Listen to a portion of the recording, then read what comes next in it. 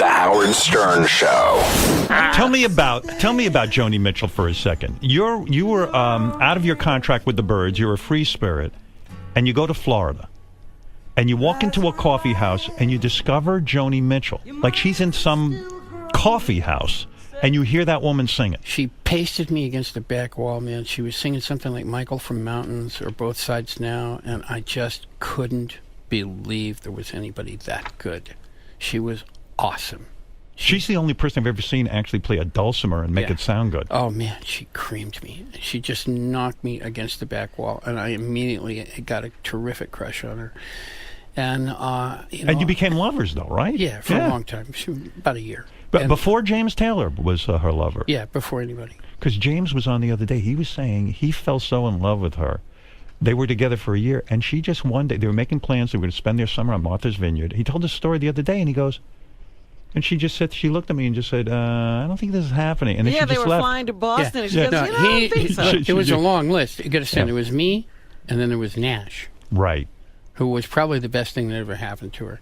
Then there was James. There was also Jackson. Yeah. I wrote a song about it, and you're never going to hear it. Why? Why am I never going to hear it? Because I'm not going to do that to Joni. You wrote a song about making love to Joni. No, I wrote a song about all the boyfriends. Oh, you did? Yeah. What was the name of that song? I'm not going to tell you.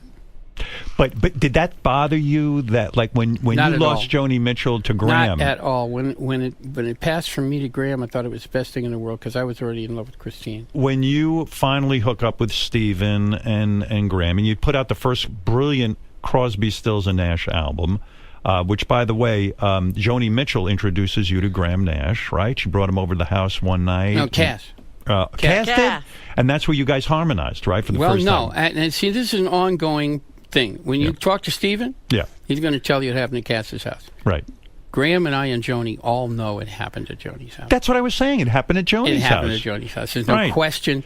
So, Stephen's convinced, and he's dug his heels in so hard. And why argue? He can't back down. He can't back down. We were talking to some people last night, 2 nights ago, and it's the very first thing he said, okay, so which story do you think you're going to get? Right. And I said, Stephen, lighten up. Jiminy Christmas. Who cares? You know, what difference does it make? We got together.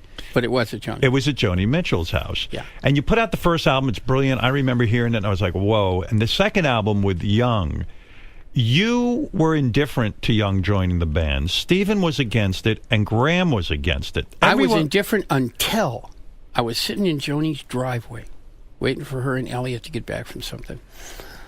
And Neil drives by on lookout, and he sees me, turns around, comes back, pulls in, gets out, grabs a guitar, walks over, sits down in the trunk of the car with me, and plays me, 4 unbelievably good songs. What were the songs? Do you remember? Probably Country Girl, probably Helpless, that kind of thing,